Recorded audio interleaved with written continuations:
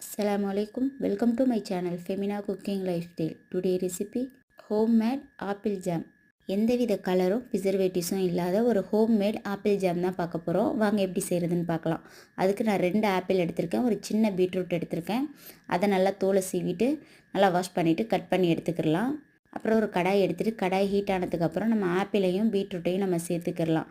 சேர்த்துட்டு 2 துண்டு பட்டை சேர்த்துக்கோங்க, 2 கிராம்பு சேர்த்துக்கோங்க. சேர்த்துட்டு நல்லா மிக்ஸ் பண்ணி விட்டுறலாம். மிக்ஸ் பண்ணி விட்டுட்டு அதில் உள்ள அந்த தண்ணி ஃபுல்லாக கொஞ்சம் ட்ரை ஆனதுக்கப்புறம் அரை கிளாஸ் தண்ணி சேர்த்துட்டு அதை ஒரு தட்டி மிக்ஸ் பண்ணி விட்டுட்டு ஒரு 10 மினிட்ஸ் அதை மூடி வச்சிடலாம். 10 நிமிஷம் கழித்து ஓப்பன் பண்ணி பார்க்கலாம்.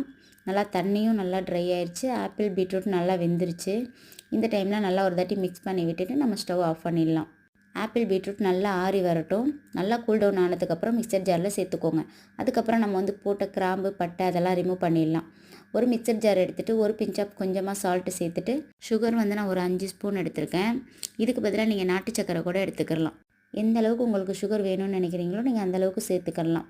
அதை நம்ம நல்லா மிக்சர் ஜாரில் நல்லா ஃபைன் பேஸ்ட்டாக நல்லா அரைச்சி எடுத்துக்கலாம். ஒரு கடாய் எடுத்து அதை ஹீட் ஆனதுக்கப்புறம் நம்ம அரைச்சி வச்ச அந்த ஆப்பிள் மிக்ஸை நல்லா அதில் சேர்த்துக்கலாம். சேர்த்துட்டு நல்லா மிக்ஸ் பண்ணி விட்டுருங்க. நான் 1/4 டீஸ்பூனுக்கும் கம்மியாக ஏலக்காய் பவுடர் எடுத்திருக்கேன். உங்கள்கிட்ட ஏலக்காய் பவுடர் இல்லைன்னா நீங்கள் ஏலக்காயே கிராம்பு பட்டை சேர்க்கையில் நீங்கள் சேர்த்துட்டு நீங்கள் ரிமூவ் பண்ணிக்கிறங்க. நம்மளுக்கு ஜாம் ரெடி ஆயிடுச்சு அப்படின்னு கண்டுபிடிக்கிறதுக்கு இந்த மாதிரி ஒரு லைன் போட்டிங்க அப்படின்னா அந்த ஜாம் மூடாமல் இருக்கணும். அப்படி இருந்துச்சு அப்படின்னா நம்மளுக்கு சூப்பராக ரெடி ஆயிடுச்சுன்னு அர்த்தம். அப்புறம் ஒரு லெமன் ஜூஸ் ஒரு 5லேருந்து 6 சொட்டு அந்த மாதிரி சேர்த்துக்கோங்க. ஹாஃப் லெமனில் நான் கொஞ்சமாக தான் சேர்த்துருக்கேன். சேர்த்துட்டு நல்லா மிக்ஸ் பண்ணி விட்டுறலாம். அவ்வளோதான், சூப்பராக ரெடி ஆயிடுச்சு ஹோம்மேட் ஆப்பிள் ஜாம். நான் ஒரு ப்ரெட் எடுத்து அதில் அப்ளை பண்ணி காட்டுறேன் பாருங்கள். எந்த வித கலர் நம்ம எதுவுமே சேர்க்காம எப்படி சூப்பராக வந்திருக்கு அப்படின்னு.